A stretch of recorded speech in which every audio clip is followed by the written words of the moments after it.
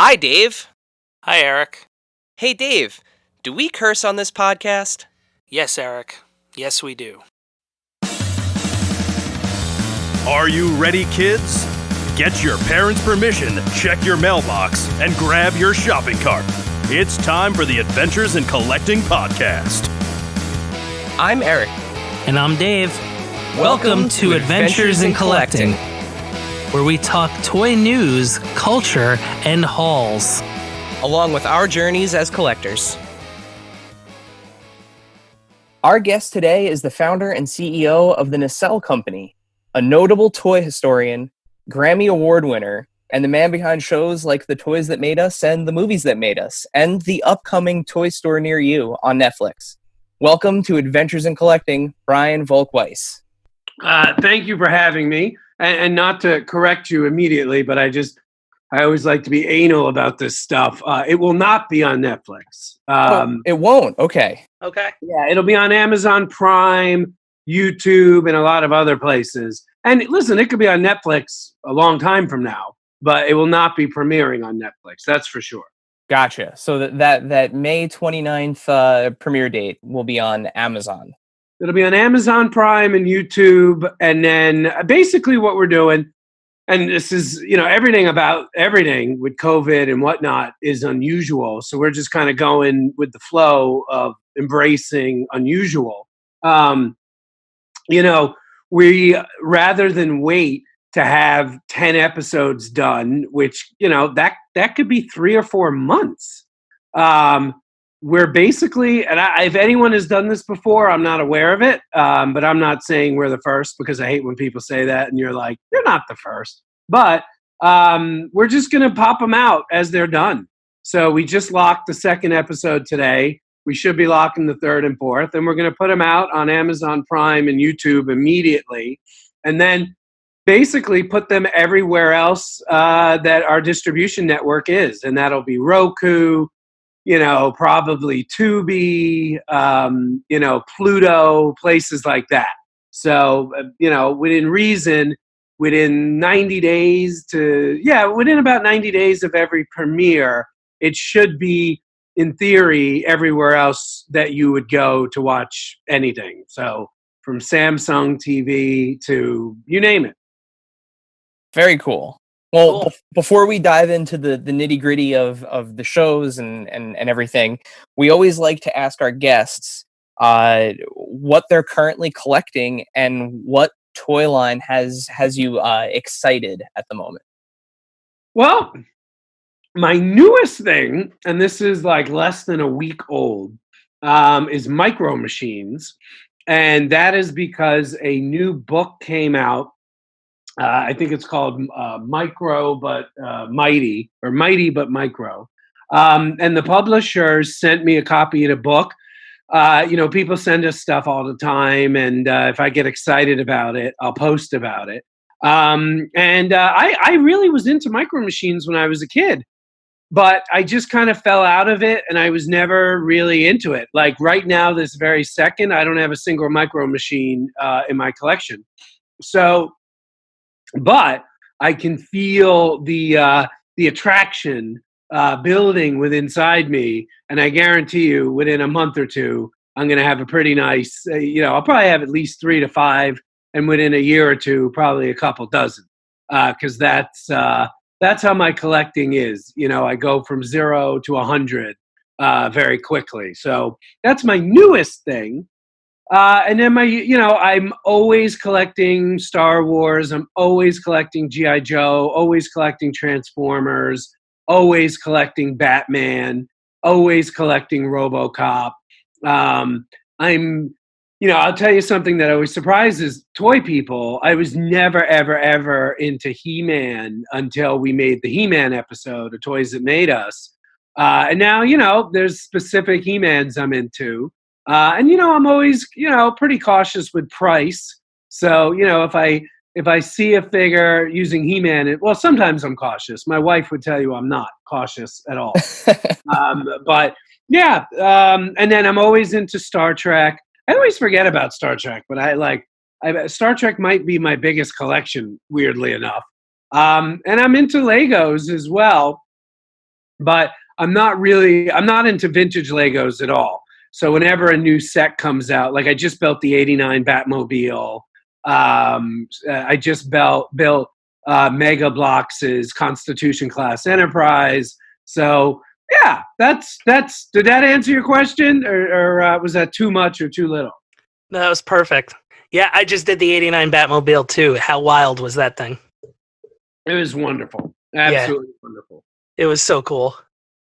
Well, with your Micro Machines, there's quite a crossover with Micro Machines and Star Wars. If you start getting into some of the stuff from the '90s, those were the only Micro Machines I had were the Star Wars Micro Machine sets, and they are a blast. Like they're great to display too because a lot of them the sets fold up and look like miniature busts of characters. Like once you start looking into that stuff, I think you're going to open up Pandora's box. Well, you know what? I accidentally lied to you. Because I forgot about Star Wars and Star Trek Micro Machines. Now that you reminded me, I do have Micro Machines in my collection. In fact, not only do I have them in my collection, they're some of the oldest parts of my collection. Yes, so I will reword what I said. If you remove Star Wars and Star Trek, and I think I have a couple Babylon 5s, then I have no Micro Machines. I was kind of referring just to like cars, but you're absolutely right. I did go down that wormhole a long time ago. So, among the many stand-up comedians you've worked with over the years, do you talk toys with any of them? Very few. Moshe Kasher, yes. Moshe Kasher is a big Star Trek guy. Jeff Dunham, he's a huge geek. I've never been around Jeff Dunham and not talked about Batman. I saw that you had done some work with Patton Oswalt. I figured that would be a big toy conversation right there. You're absolutely right. When there used to be this thing that existed called Toys R Us, the Toys R Us near my office, about 3 to 4 times a year, I would bump into Patton there, and we would always catch up on toys. And usually when I bump into him. And by the way, another one I forgot about, but you're absolutely right, is Brian Posehn. We always talk about Star Wars. Yeah, because I just feel like it's one of those things where there is so much crossover with those guys because they're, like especially with a comedian, right? Because your life kind of ends up becoming your material, and I can think vividly of a couple of Patton's bits that involve his toys. So I was. When I was looking up your history and when Dave and I were looking up your history and we saw all of the work that you had done with stand-up comedy, we were like, oh man, I bet there are some good toy stories there. Yeah, no, that's it's funny. I just went to IMDb to look at my credits to see who I'm forgetting about. Oh, I mean, obviously Kevin Smith. Oh my God. Kevin Smith's one of these people. Like, when we're together, it's like, to say we go down a wormhole would be a understatement. And I will say this doesn't really count, but I'll tell it to you because it's funny. Bob Saget, I hope he doesn't mind me saying this. He's not a Star Wars fan at all, but he has like a random Yoda in his office. And he always, not always, but frequently when we're talking or texting, he'll send me a picture of his Yoda and make a joke about it. That definitely counts. That counts. By the way, a lot of the comedians make fun of me for being a geek. In fact, almost anytime we work with Moshe, I give him something Star Trek related. So you've become part of the material yourself. I actually am in a few jokes. One of Ali Wong's jokes in her second special is about me, but it is not about my toy collecting. You recently posted 2 pictures on your Instagram of 2 very strange and unique one-off figures. And something that we have never seen before or heard of, but the Judge Dredd prototype and the Luke Skywalker prototype. How did you come across those? Well, I'm scared to answer the question because then if you don't know how or where I got them, that means you're blissfully unaware of the prototyping community, which means your wallets are fatter than they will after I tell you this. But Yeah, man. It's really funny. About 5 years ago, a guy named Brian Stillman had made a movie about Star Wars toys called Plastic Galaxy. And I had read an article about it in USA Today. I reached out to him. We got lunch a couple months later. And Brian, by the way, would be the first person I called after Toys That Made Us got greenlit. And he and I like text literally every single day, like 7 days a week for years. Anyway, he got me into my first private Facebook. Like, if you search for this, you won't find it. So maybe you're safe. But there are these like private Facebook groups for prototypes. And he got me into one, and then I got into another, and I got into another. And all these groups is what you saw on those posts. It's they're just unbelievable pieces of history of either the beginnings of toy lines, or as it relates to the Judge Dredd and that Luke Skywalker, parts of history that didn't happen. That Luke Skywalker, was Playmates' attempt to get into the Star Wars business when Lucasfilm opened it up to everybody after Hasbro/Kenner lost the exclusivity. So to me, first of all, I'm a big Judge Dredd fan. Second of all, I love that, again, the history of what didn't happen. Had the movie been a success, that figure would have come out and been in stores. By the movie bombing, a movie I love, by the way, this is the Stallone version, it never happened. And the same thing is, with Playmates losing the bake-off to Hasbro, that became a piece of history and never made it to store shelves. It's amazing this stuff survives too. That's the thing that I find the craziest about whenever you see prototypes of anything. Well, it's amazing it survived, and I agree with you. But what's even more amazing to me, there's new stuff being discovered all the time. A couple weeks ago, another one of my big deep dive collections is Dune, David Lynch's Dune. And there, LJN did a beautiful line that basically bankrupted the company, I might add. But LJN did a beautiful line of Dune figures. And had the movie succeeded, there would have been a second and third and fourth series. And for the longest time, Queen Catherine, there was only 2 known heads of hers that were made, the wax sculpture heads. And they just like a couple weeks ago found like another one. So, for like 30 years, there was only known to be 2. Now there's 3. Yeah, it's crazy to think about stuff like that, because it like maybe that one extra figure that came out, or that extra wave, would have done something to actually help the franchise, or like that Judge Dredd movie. There's so much toyetic in that film, regardless of what you think of it. Personally, I also enjoy it. Dave, I don't know if I'm speaking for you as well on that one. I like both. I like the new one and the original. I have to imagine that, like, if some of those monster looking toys came out, like the cannibals that lived in the desert, like those characters would have made such good toys. Like, would it have given the film like additional legs? Would it have given it kind of a little bit more of a cult following that it already has? I honestly don't think so. And again, I say this as a fan of both movies. As somebody that greenlights things speculatively, not knowing if they're going to succeed or not, I have a real interest in, past, present, and future greenlights that companies make. And I would argue, Judge, you should not be investing $50 to $80 million in 1996 on a movie that's only going to really appeal to dudes. And that's for Judge Dredd. Dune, I mean, and I say this about the new one. Listen, I'll be there opening night for the new one, but to spend money like that on a movie that is probably not going to be enjoyed by, there's 4 quadrants. There's young men, there's young women, there's old men, there's old women.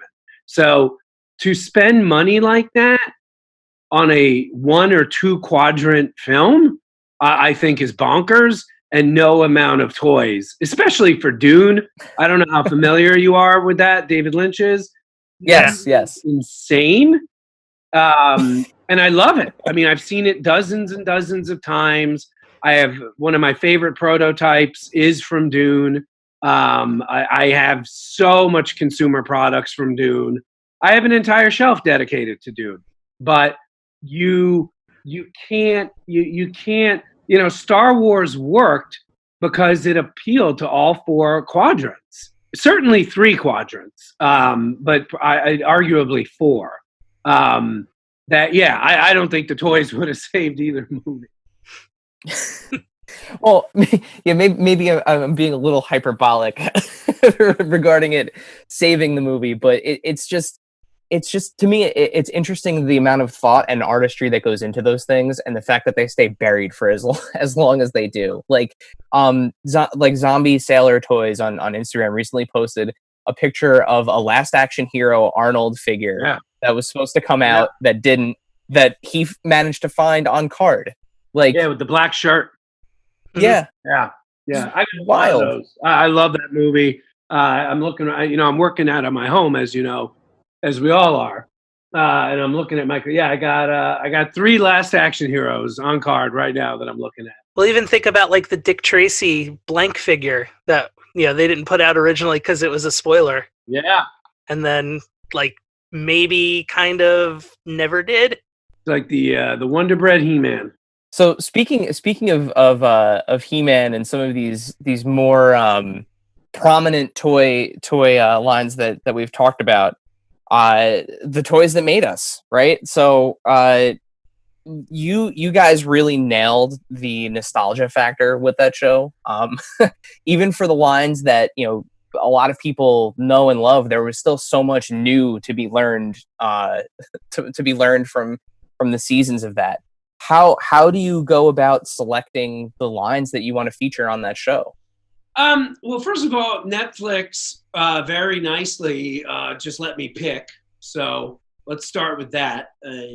No other network I've worked with in my life would have done that. And then the rule that I used, which I broke with Star Trek, I want to be honest about that. But I basically had a bunch of rules. And rules, by the way, is in quotes. There had to be a character that, like, if there was a Mount Rushmore of toys, at least one of the characters could have been on the Mount Rushmore. And my example would be like, my wife doesn't give a shit about Transformers, but she can recognize Optimus Prime and Bumblebee on sight. So it had to work with something like that. Then there had to be a good story. So like there's some toys that are massive successes, but they don't really have a good story. So that was also a variable. And then the other thing that I really tried to do was I wanted all the toys that we did to be multi-generational, because I really looked at it as constituents. So like, I'll give you an example of what we didn't do. Like a lot of people are like, you got to do Mask. You got to do Mask. And I'm like, Mask was up for 3 years.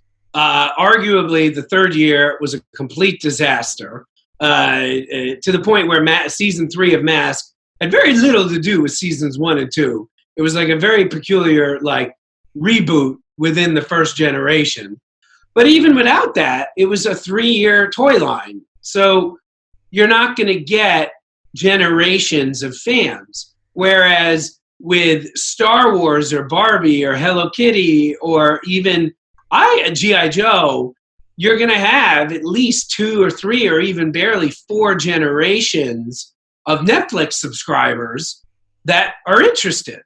So, and by the way, one of the rules that I broke, one of the lines that I broke the rule on, believe it or not, was He-Man. Because He-Man really was a 1-generation toy. And as popular as that episode is to some degree, it's, Hello Kitty, believe it or not, if I had to guess, and I don't know the numbers, they don't tell us, I guarantee you Hello Kitty performed better than He-Man. Hello Kitty was definitely the most shocking episode for me. Like in terms of like not knowing a thing about the toy line, but recognizing the iconography from that brand.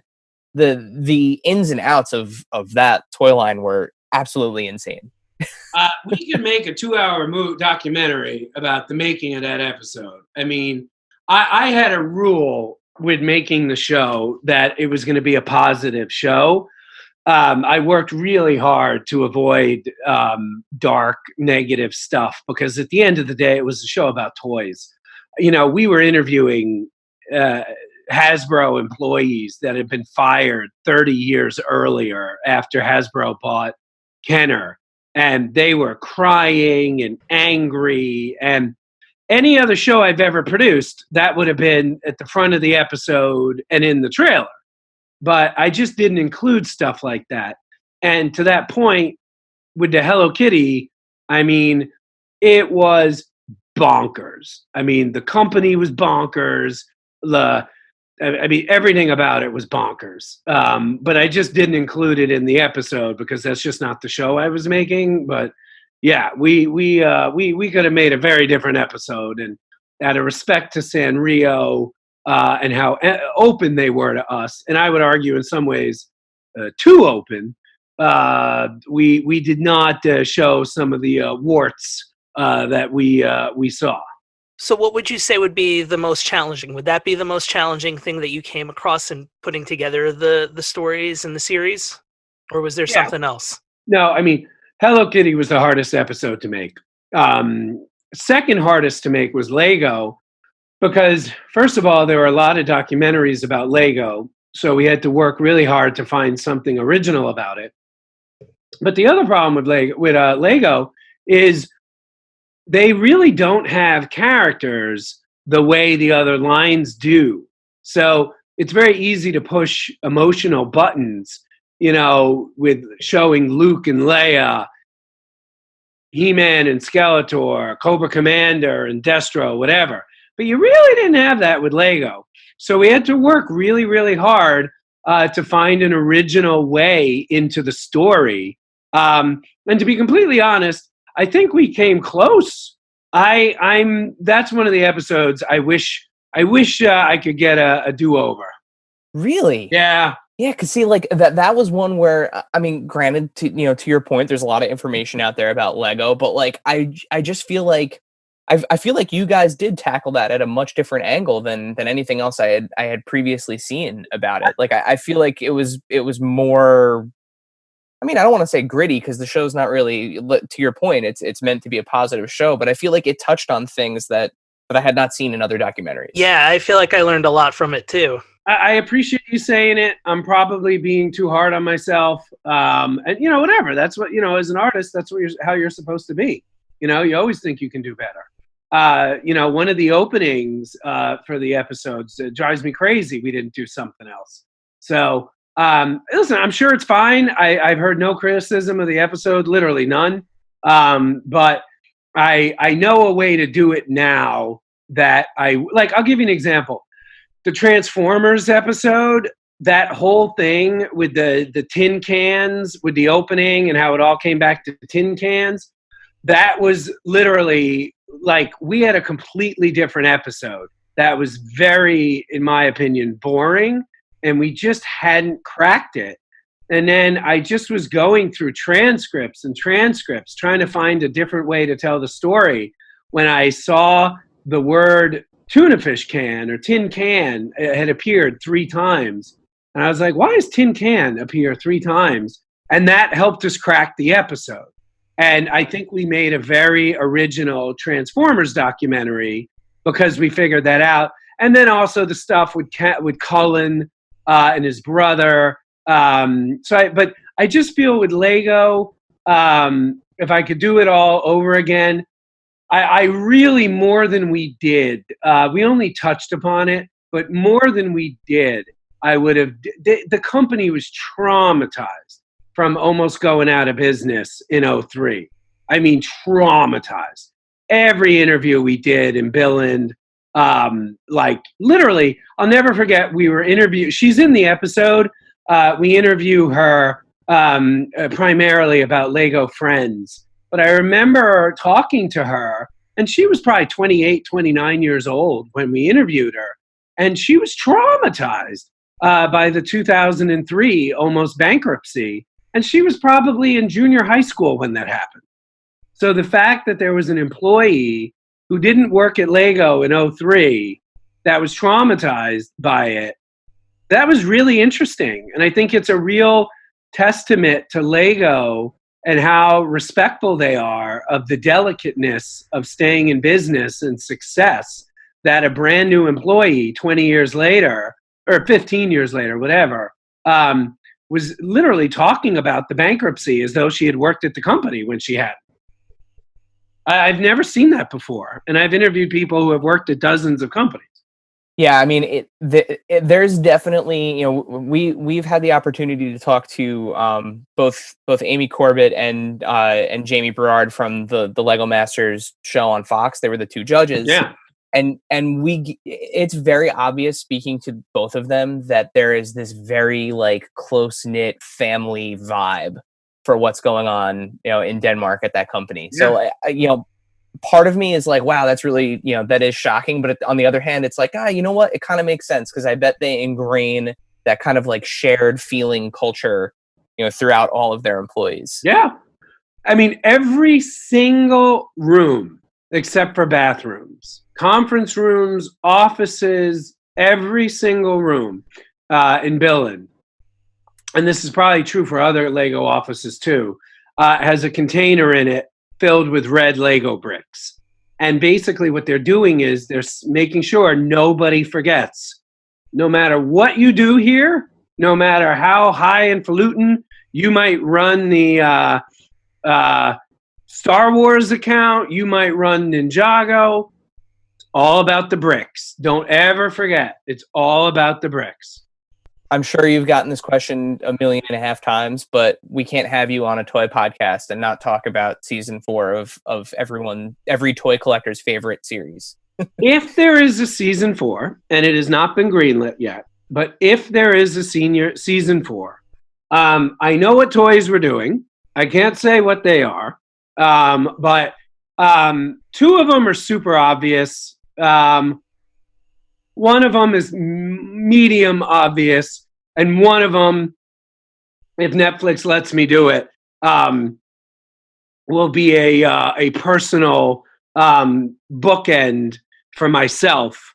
Based, and I've said it in other interviews, so I can tell you what it is. It literally would be an episode called, and it would be the last episode of the show, "The Toys That Should Have Not Been Made." And it'll focus on LJN's Dune line, and it'll be I think the perfect bookend to Star Wars, because it'll really show how delicate success is, like how everything went perfect with Star Wars and Kenner, everything went wrong and sideways with Dune and LJN. And there's a lot of toys like that. I mean, there's a lot of companies. I forget the name of the company, but Trendmasters, I think, did the Independence Day line. Is that right? Oh, yeah. Yeah, I think so. I think that's right, yeah. And largely went out of business because of Independence Day. And that's a really weird example, because the movie succeeded. And if you remember the toys they made, they were fantastic. They had motion sensors in them. This was in like 1996. I mean, they were extremely complicated toys. But they came with floppy disks, with games on them. No, I'm looking at one right now. Yeah. Yeah, I remember those. Yeah, and it was a disaster, absolute disaster. So you can, what's it called? Monday morning quarterback it. But yeah, so that's really how I want to end the show, because to me, the toys are obviously very important to me and very personal to me, but to me, the show is really about the delicateness of success. And I think by showing an entire episode of, even though this sounds depressing, we would find a fun way to do it, the failures, I think it'll really support the rest of the show. I could sit here all day and take guesses at what the obvious toys would be, but like, it's just there. I know that there are. I'm sure you get requests, like you mentioned, Mask, yeah. but like I'm sure the Toy Biz, Marvel line, and the Kenner Batman figures. Like I'm sure you get requests out the wazoo for lines like that. But I really hope you get to do this season 4. I've made a lot of TV shows that nobody cares about. So the fact that every day people are, reaching out, wanting to talk to me about this stuff, I haven't taken it for granted for even a billionth of a second. Well, speaking of TV shows that we want to talk about, we started talking about it at the top of the show, but tell us a little bit more about how a toy store near you came into be. Well, you may have heard of this thing called COVID. Basically, there are these 2 vintage toy stores near my office. One is called Black Cat Collectibles. The other is called Blast from the Past. So I was talking to the owners of those stores. I go into them usually 3 or 4 times a month. And they were talking about how the quarantine was going to, crush them. So I had that on my mind. And then my wife, like that night or the next night, whatever, was watching a show about a chef. And it was on YouTube. She was watching it on our TV, but it was YouTube. And it was literally about a chef cooking noodles. And I suddenly was like, why don't we do that for the toy stores? We could get exposure for the toy stores, so maybe their online sales will go up. And every time people watch the episode, we'll make money, and we could send most of the money to them. So I called Billy Galaxy, who owns one of my favorite toy stores in the whole world, Billy Galaxy Toys in Portland, Oregon. And I said to him, I go, dude, if you filmed it, do you think if I told you what to shoot, you could film it? And like we could make an episode? And he was like, yeah. So we put out a press release and we got about 50 stores all over the world, 2 from Japan, 1 from Taiwan, England, Argentina, Netherlands, you name it. And basically they're all shooting their own footage where we give them a list of things we need them to shoot. And then we edit them in our own company, and we, color correct, audio correct, everything. We created an opening sequence, yada, yada, yada. And the first episode, which is Billy Galaxy, comes out May 29th. Yeah, that was going to be something I was going to ask is how do you kind of tackle that and have it turn around, especially now? Because I'm a paranoid mofo, I started evacuating my company February 29th. So by the time we got quarantined, I had already had my entire staff move into their homes and also shipped all the equipment to their homes. So we've been fully functional since the California quarantine started, which was one of the earliest in the country. So basically, the toy stores drop box us the footage. We edit them into a cut. I give notes with the editor, who's a full-time employee. And then we see what we don't have. And then we ask the toy store to shoot more. Sometimes they do, sometimes they don't. And then we lock the episode, and then we deliver. And they're just doing this on their iPhones, or are you also shipping equipment? Nope. I'd say at least at minimum 95% of it is on iPhones. And I mean, the trailer went out today, so I don't know if you've seen the trailer or not. But yes, we did. That looked to you like it was shot on iPhones? Not at all. Yeah. And again, that's not me taking props for myself and my company. I'm giving props to the Apple Corporation. Yeah, it's why, like, so we set up this call. So we're recording today is May 7th. We set up this call about a week ago, and since then a lot of more information has come out about the show, and the trailer happened to drop today, which was a nice little serendipitous moment, because now we get to talk about it. But yeah, I was shocked, which is why as soon as we both saw the trailer, I was texting with Dave, and I was saying, like, how the fuck did they shoot this? I bet they're sending a camera around in a shipping box. That's literally done with people's phones. And then, we have our color correcting systems that we use for Netflix and Disney Plus. So, I mean, it is going through our very powerful machines and our very talented colorists and audio people. But that being said, none of those machines work if the data is not strong enough from the camera. And yeah, the iPhones are strong enough. The 10 and aboves. So how many episodes again are you planning for this series? We have deals with 50 stores. We have footage from 37. I hope, because like I said, we give notes and then we need more footage. That has proven to be a little tricky. So my hope is we get to make at least 30. And the reason we wouldn't do 50 is just because, and I completely understand this, so I'm not chastising a business owner, but, as COVID hopefully starts to go away and the toy stores open again, they're not going to have as much time to shoot stuff for us. So yeah, if 50 stores get us what we need, there will be 50 episodes. A term that is normally used in a negative sense, I have always found you can find positive applications for it if you embrace it. And I am definitely embracing a quote unquote loosey-goosey methodology. So this is a labor of love for everybody. And it'll be what it'll be. There could be 20 episodes. There could be 52 episodes. It's whatever the stores want to do. We're happy to support. I know the toy community is really excited about this. The buzz already around the trailer, and when the show was announced, because a lot of us, and yourself included, we all have our favorite local shops, and the last thing that we want, to happen is for them to go away because of all of this. And we're always looking for a new place to go too. So yeah, exactly. And because of my stand-up comedy business, I travel a lot. So I have favorite stores in almost every city. Like when I go to Chicago, it's Sophie's choice. Like I usually only have time to go to 2 stores. Minneapolis is just as bad.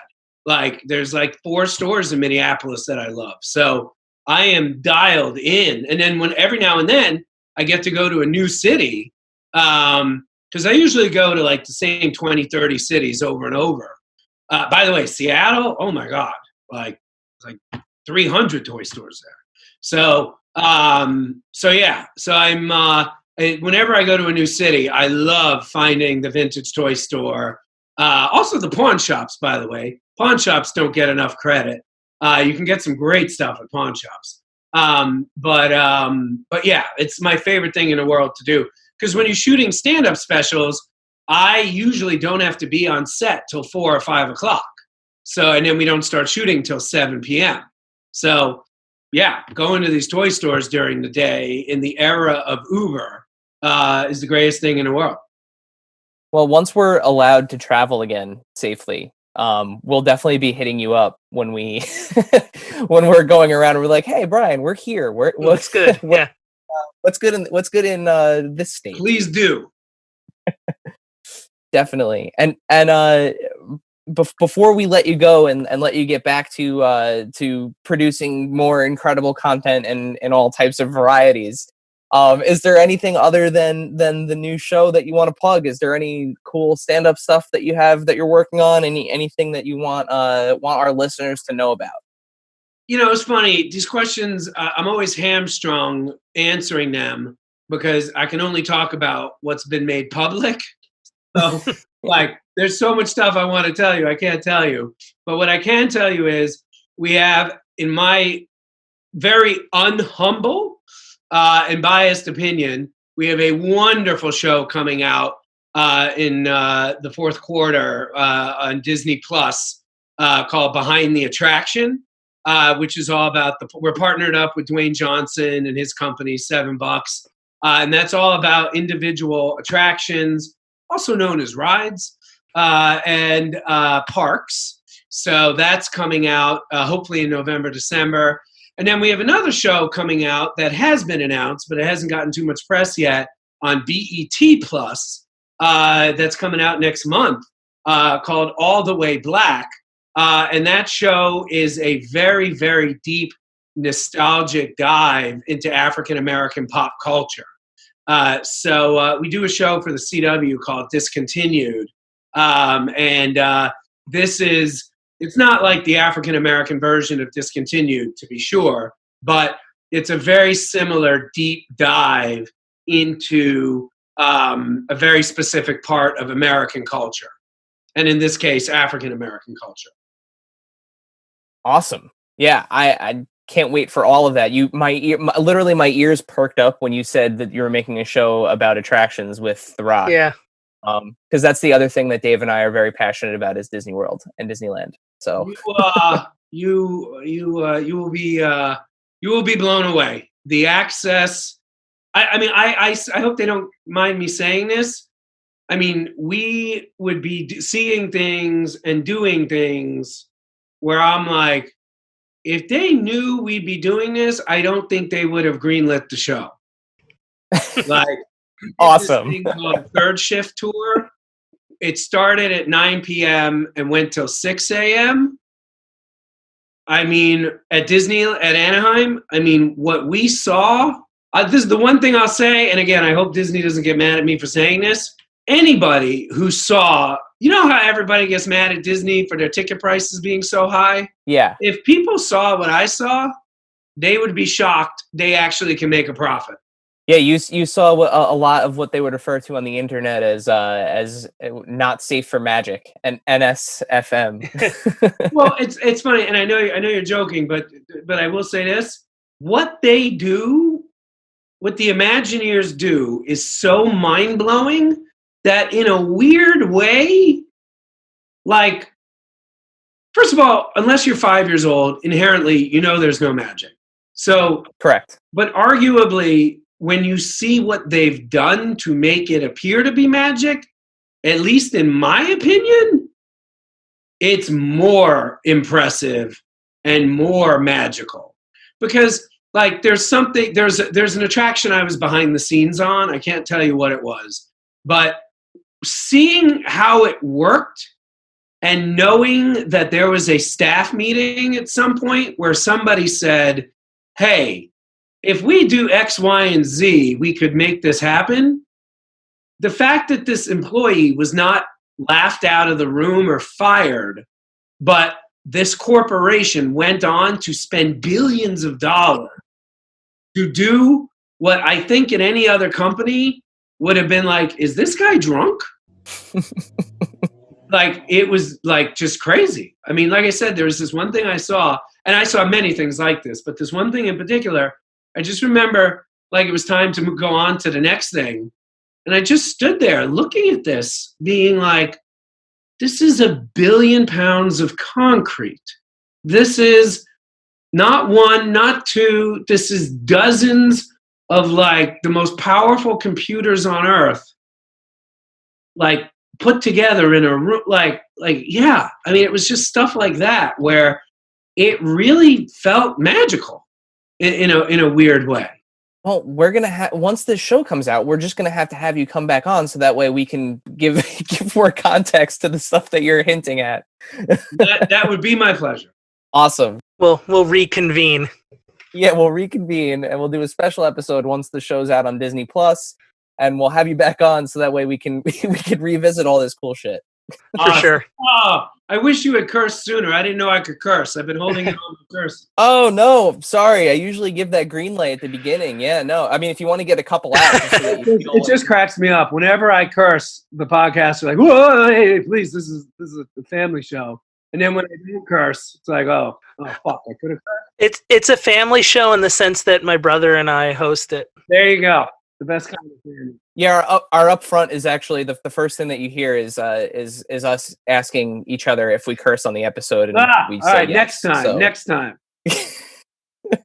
Will do. All right, Brian, thank you so much for being here with us. This was a great chat. Thank you. My pleasure. A lot of fun. And yeah, keep doing what you guys are doing. I appreciate it very, very much.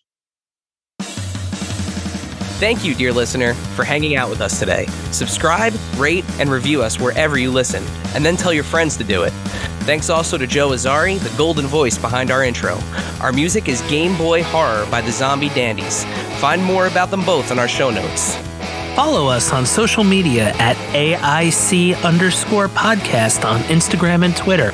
Stop by and say hi, show us your toy hauls, and share your toy stories. Maybe we'll talk about it in a future episode.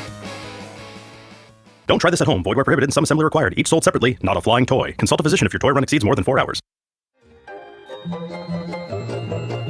This has been a non-productive media presentation. Executive producer Frank Hablawi.